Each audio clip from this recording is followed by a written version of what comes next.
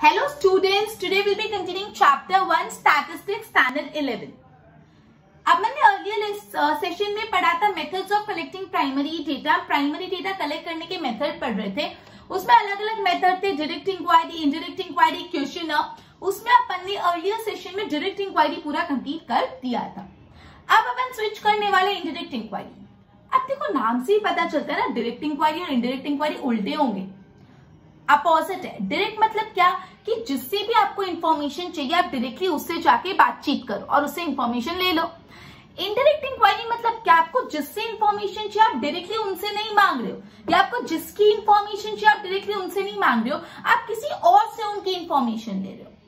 To make it simple समझो, अपन earlier session में जब अपन डायरेक्ट इंक्वायरी पढ़े तो एक एग्जाम्पल पढ़ा था कि सपोज अहमदाबाद के सानन तालुका के फार्मर्स की कंडीशन जाननी है। कोई इन्वेस्टिगेटर को अहमदाबाद के सानन तालुका के फार्मर्स की कंडीशन जाननी है, तो डायरेक्ट इंक्वायरी में जो इन्वेस्टिगेटर होगा या तो enumerator appointed by investigator directly farmers के पास जाएगा और हर एक फार्मर से उनकी कंडीशन के बारे में पूछेगा और इन्फॉर्मेशन लेके आएगा। ये हो गया डायरेक्ट इंक्वायरी, बिकॉज आपको फार्मर्स के बारे में जानना था और आपने फार्मर्स से बातचीत की।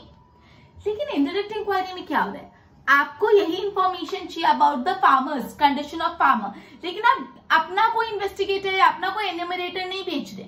आप बीच में कोई एक ऑर्गेनाइजेशन है, जैसे फॉर एग्जांपल जो फार्मर्स की कंडीशन आपको चाहिए तो जो विलेज के तलातीस होते हैं, तलातीस मतलब जो सारे हेड होते हैं, विलेज का हेड होता है, तो आप विलेज के हेड के पास गए और विलेज के हेड से पूछ लिया कि यहाँ पे फार्मर्स की कंडीशन क्या, और विलेज के हेड ने आपको ओवरऑल व्यू दे दिया ऐसी कंडीशन।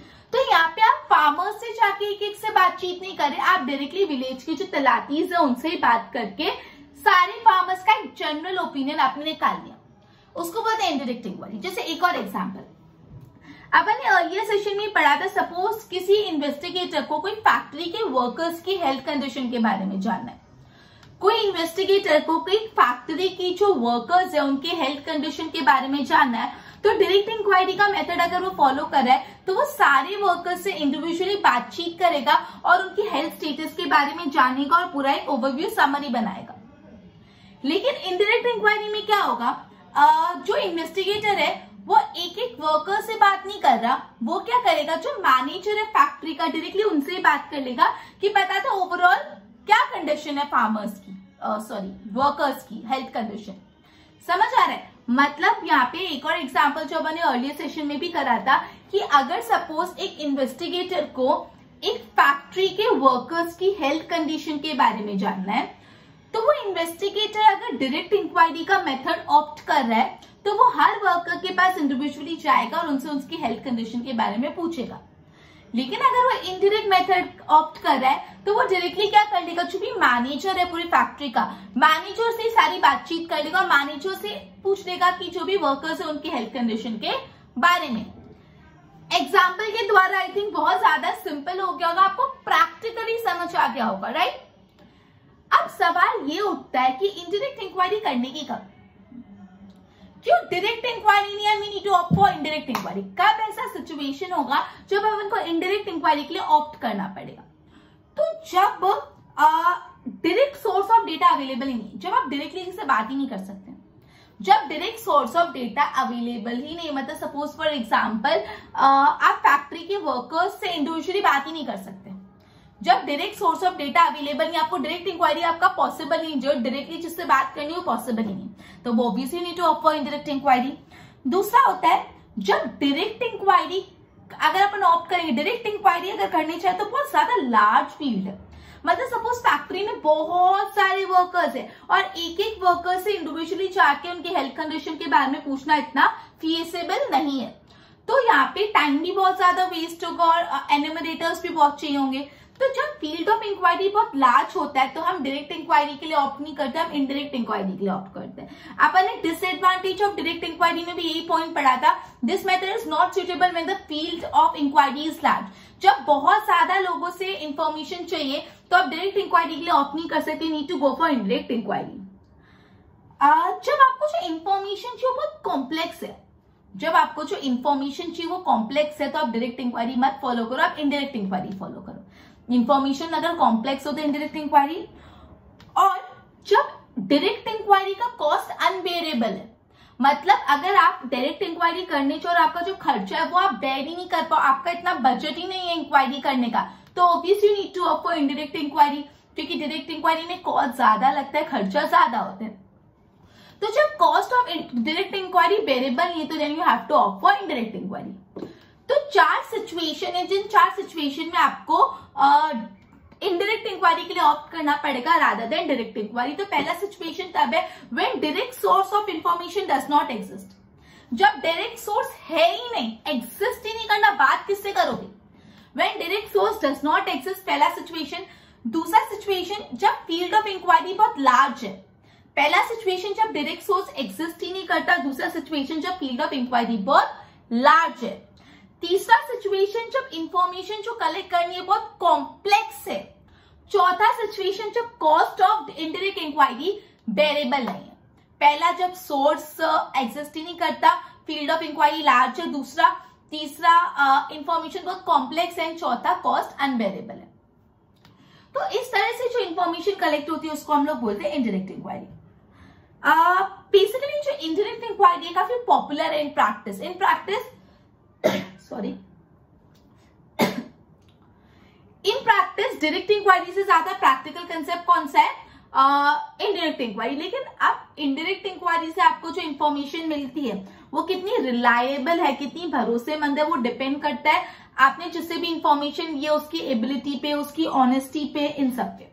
ठीक है, तो अभी तक अपन ने बेसिकली ये पढ़ा कि इनडायरेक्ट इंक्वायरी होता क्या है, उसको 2 एग्जाम्पल द्वारा समझा, फिर अपन ने सिचुएशन देखी किस किस सिचुएशन में हमको इनडायरेक्ट इंक्वायरी के लिए ऑप्ट करना पड़ता है। अब अपन पढ़ने वाले इनडायरेक्ट इंक्वायरी के फायदे और नुकसान, advantages and disadvantage of indirect inquiry. Start करें, चलो। एडवांटेज क्या है इनडायरेक्ट इंक्वायरी का? तो ये मेथड सूटेबल है when the field of inquiry is large. ये एकदम सिंपल सा पॉइंट है, इसमें बहुत ज्यादा you don't have to use your brains, it's quite simple. जब फील्ड ऑफ इंक्वायरी बहुत लार्ज है तब ये सूटेबल है, तो ये इसका फायदा हुआ ना, when the field of inquiry is large, तो इनडायरेक्ट मेथड इज सूटेबल। दूसरा, when the respondent is unwilling to give the information, जब रिस्पोंडेंट मतलब जिससे आपको इंफॉर्मेशन लेनी है, रिस्पोंडेंट मतलब जो आपको रिस्पॉन्स कर रहा है, जिससे आप बातचीत करके इंफॉर्मेशन ले रहे हो, वो आपको चाहता ही नहीं इंफॉर्मेशन देना। मतलब सपोज आप अहमदाबाद के सानन तालुका के फार्मर्स के पास गए, लेकिन फार्मर्स आपको कुछ बता ही नहीं रहे, आप घंटों घंटों उनसे बातचीत कर रहे हो, आपको कुछ बता ही नहीं रहे। रिस्पोंडेंट विलिंग ही नहीं है, मतलब वो चाहता ही नहीं इंफॉर्मेशन देना, तो एट लास्ट रिसोर्ट आपको क्या करना पड़ेगा? फार्मर वहां का जो तलाती है विलेज का, उनसे ही सारी इंफॉर्मेशन लेनी पड़ेगी।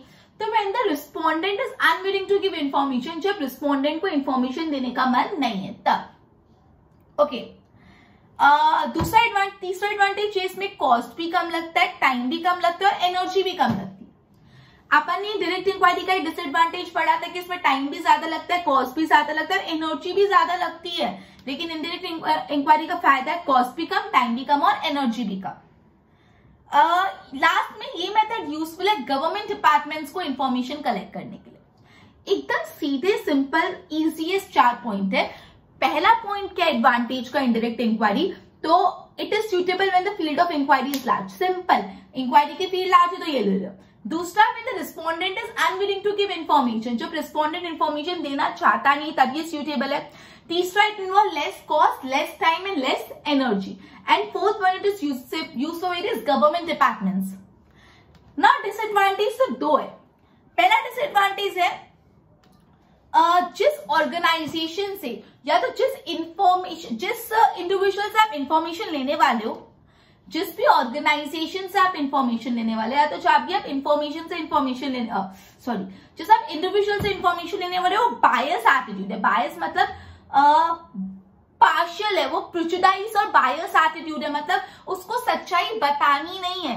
अगर वो बायस है, वो फेयर नहीं है, ठीक है। अनबायस मतलब फेयर होना और बायस मतलब फेयर नहीं होना, तो जो इंफॉर्मेशन मिलेगी वो रिलायबल नहीं होगी।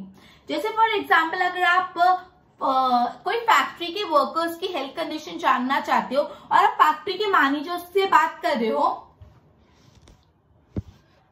और आप फैक्ट्री के मैनेजर से बात करें तो मैनेजर थोड़ा ना पता है कि हमारे यहाँ तो बीमार एम्प्लॉइज है, बीमार वर्कर्स है, तो वो बायर्स है, वो ये चाहता है अपनी फैक्ट्री की अच्छी इमेज दिखे, तो वो बोल देगा नहीं हमारे यहाँ पे तो वर्कर्स की हेल्थ कंडीशन बहुत अच्छा है, बहुत हाइजीनिक है, बीमारियां होती ही नहीं है, एकदम फिट एंड फाइन काम कर रहे हैं बॉस। क्यों? क्योंकि वो थोड़ी चाहेगा कि उसके वर्कर्स की इमेज गंदी हो, ऐसे लगे कि यार इस फैक्ट्री में तो बीमार लोग पड़े हुए हैं।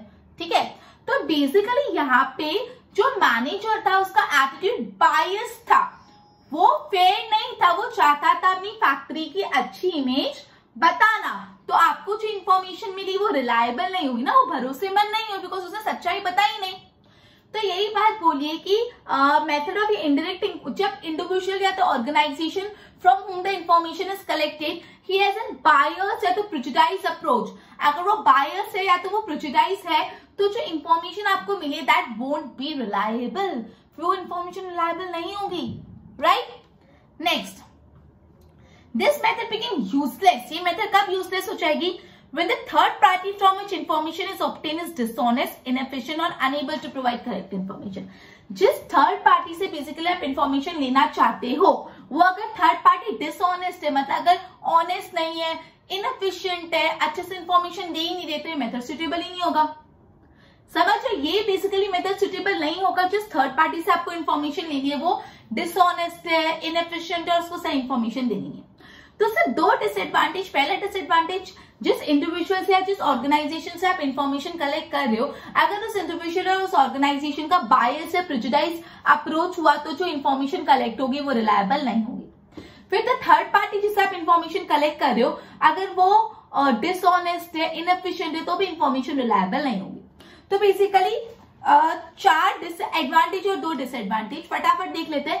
4 एडवांटेज क्या है? पहला एडवांटेज है, जब फील्ड ऑफ इंक्वायरी वास्ट हो तभी यूजफुल है। दूसरा, when respondent is unwilling to give information. Third one, it saves time, money and energy. And the last one, government department. And 2 disadvantage, partial और बायस एटीट्यूड और inefficient and dishonest. मैं की points बोल रही हूँ, समझे। अपन ने बेसिकली अभी क्या करा, इंडायरेक्ट इंक्वायरी के बारे में कुछ एग्जांपल्स देखी, किस सिचुएशन में इंडायरेक्ट इंक्वायरी चाहिए होती है वो देखी, इंडायरेक्ट इंक्वायरी के एडवांटेजेस और डिसएडवांटेज देखी। अब मैं आपको बोर्ड से एक बार इतना गो थ्रू करवा दूं। Standard 11 statistics chapter 1 indirect inquiry. In any of the following situation, investigator contacts an organization or a person capable of conducting inquiry and get relevant information. मतलब यहाँ पे जो investigator है वो खुद enumerator को information collect करने नहीं भेज रहा. He contacts an organization और a person conducting inquiry और उससे ही information ले लेता है. कौन सी situation में when direct source does not exist, जब direct source exist ही नहीं करता. When the field of inquiry is large and there is lack of time, जब field of inquiry large और time की कमी है. When information which is to be obtained वो complex है. And the last one, when the cost of conducting indirect inquiry became unbearable. This method of collecting information is called II, मतलब indirect inquiry. Information obtained with the help of third party instead of enumerator. यहाँ पे आपको information enumerator से नहीं मिली, कोई third party से मिल रही है. ठीक है, मतलब आप होते हो और एक जिसकी इंफॉर्मेशन आपको चाहिए होती है, लेकिन यहाँ पे तो थर्ड पार्टी से ही आपको इंफॉर्मेशन मिल रही है. एग्जाम्पल, अर्लियर इलस्ट्रेशन में, आप person interested in getting the information about the condition of farmers of Sanand contact, यहाँ पे कॉन्टैक्ट है, कलेक्ट वर्ड नहीं है, सॉरी. कॉन्टैक्ट तिलाती instead of contacting each and every farmer, मतलब वो डायरेक्ट तिलाती से ही बात कर रहे हैं instead of contacting each and every farmer.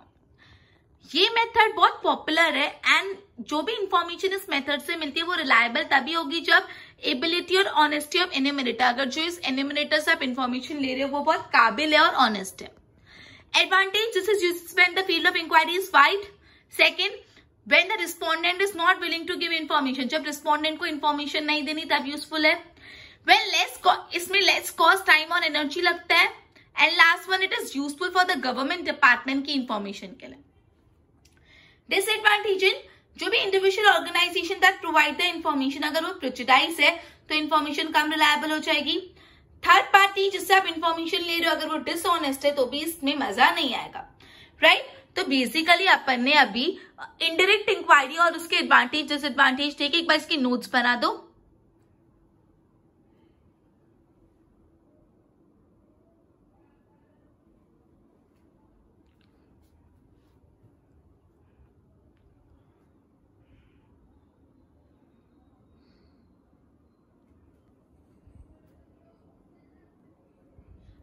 Direct inquiry और इनडायरेक्ट इंक्वायरी दोनों बहुत अच्छे से स्टडी कर चुका है। अपन थर्ड मेथड पे जाते हैं, method of question.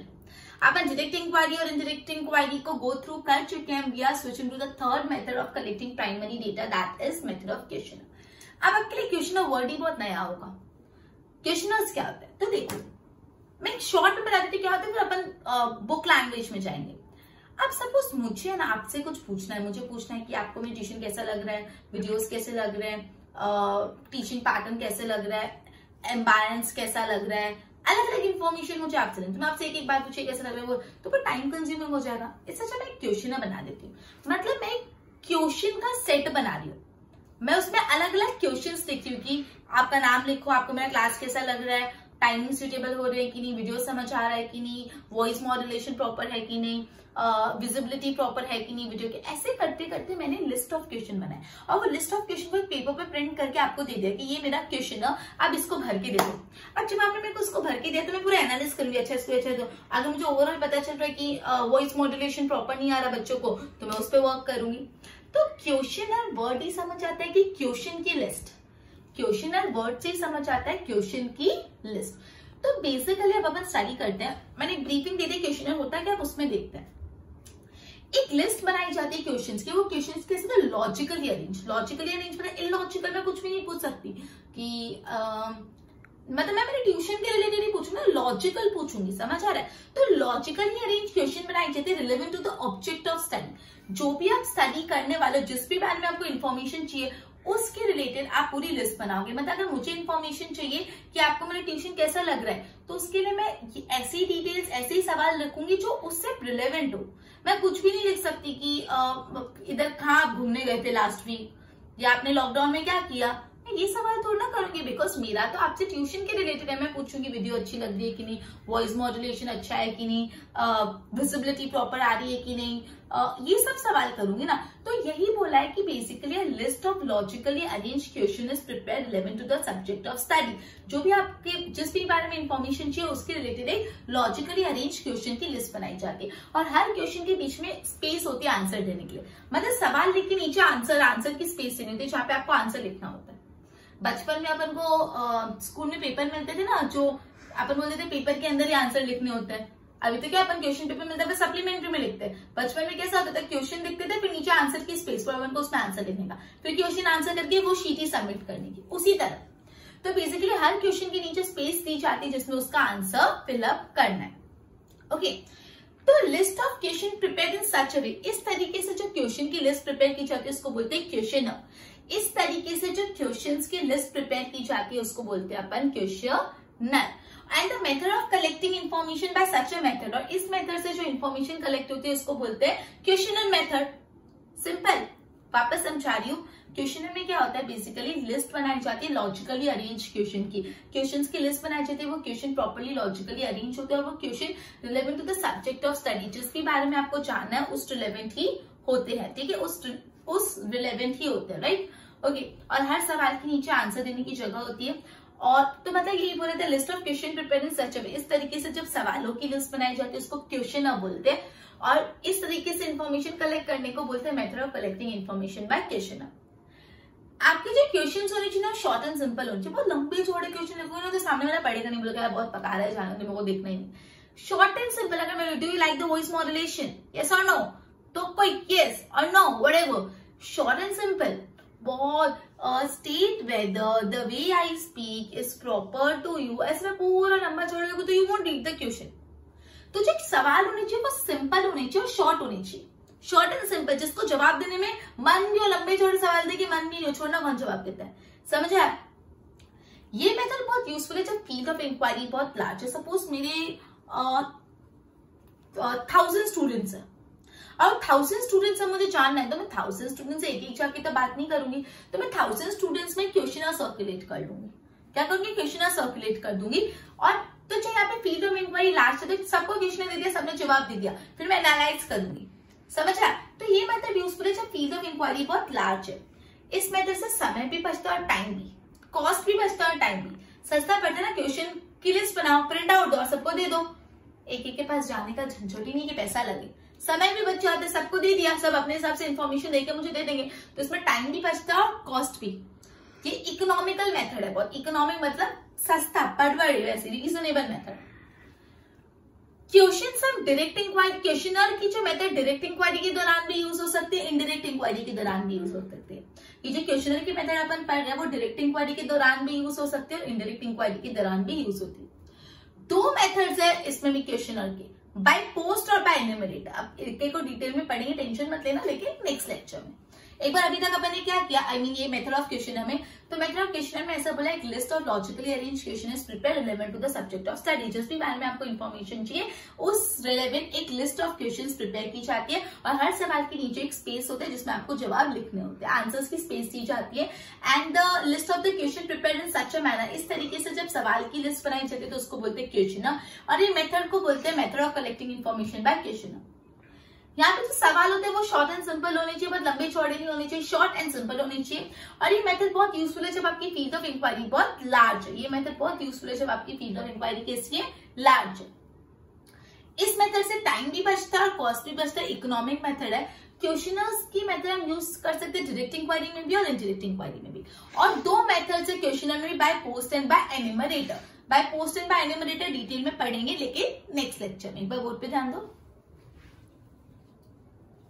Method of questionnaire: a list of logically arranged question relevant to the object of study is made. The space between the question is provided for answer.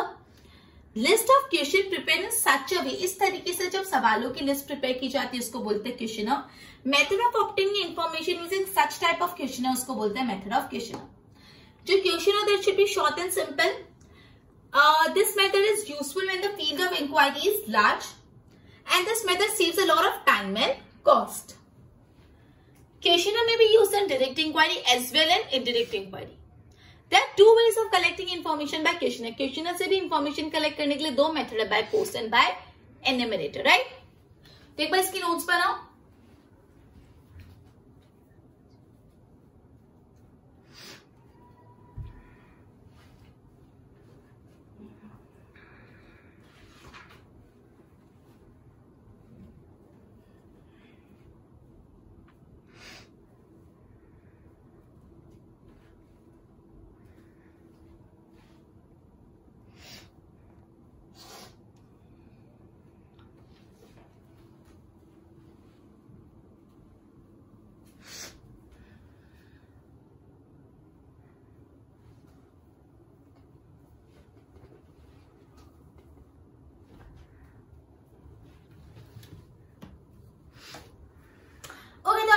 Basically 2 method पढ़े, indirect inquiry और method of questionnaire. पर revise करवा देती हूँ। Indirect inquiry ऐसा था कि कोई भी ऑर्गेनाइजेशन या कोई भी इंडिविजुअल से आप इन्फॉर्मेशन लो, डायरेक्टली जिसके बारे में इन्फॉर्मेशन चाहिए उससे मत लो। जैसे मैंने आपको बोला कि अगर आपको अहमदाबाद डिस्ट्रिक्ट के जो सनन तालुका में फार्मर्स की कंडीशन जाननी है तो फार्मर से एक से जाके मत पूछो, इंस्टेड जो वहाँ की तलाती से, मतलब वहाँ के जो हेड है उनसे पूछ लो।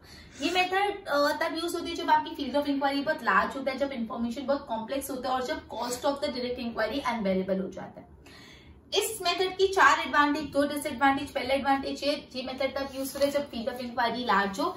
दूसरा, जब respondent is unwilling to give information. तीसरा, यहाँ पे टाइम, एनर्जी और मनी सेव होता है। लास्ट में वो गवर्नमेंट डिपार्टमेंट के लिए यूजफुल है। 2 डिसएडवांटेज है ये, अगर जो भी इंडिविजुअल और जो भी ऑर्गेनाइजेशन आपको इन्फॉर्मेशन प्रोवाइड कर रहा है, अगर उसका एटीट्यूड बायस्ड है या तो प्रेजुडाइज है तो इन्फॉर्मेशन सुटेबल नहीं होगी। और सेकेंड भी सिमिलर है, अगर थर्ड पार्टी ऑनेस्टली काम नहीं करी तो इन्फॉर्मेशन यूजफुल नहीं होगी। फिर मेथड ऑफ क्वेश्चनर पढ़ा। क्वेश्चनर मैंने आपको बता दिया, एक लॉजिकली क्वेश्चंस का सेट बनाया जाता है और वो क्वेश्चन सब्जेक्ट के रिलेटेड ही होने चाहिए। नीचे आंसर्स की स्पेस ही आती है, फिर सबको बांट दिया जाता है और उनको अपने आंसर्स लिखने के। ये मेथड सुटेबल है जब फील्ड ऑफ इंक्वायरी बहुत लार्ज है। ये मेथड्स में जो क्वेश्चन आप प्रिपेयर करें वो शॉर्ट एंड सिंपल होने चाहिए और ये मेथड से बहुत ज्यादा टाइम और एनर्जी बच जाता है। ये डायरेक्ट इंक्वायरी के लिए भी यूजफुल है, इंडायरेक्ट इंक्वायरी के लिए यूजफुल है। और बेसिकली 2 मेथड्स है क्वेश्चनर के, by post and by enumerator. Okay, तो अभी जो नेक्स्ट टॉपिक है वो थोड़ा लंबा चौड़ा है, तो will be discussing in the next session. Goodbye everyone.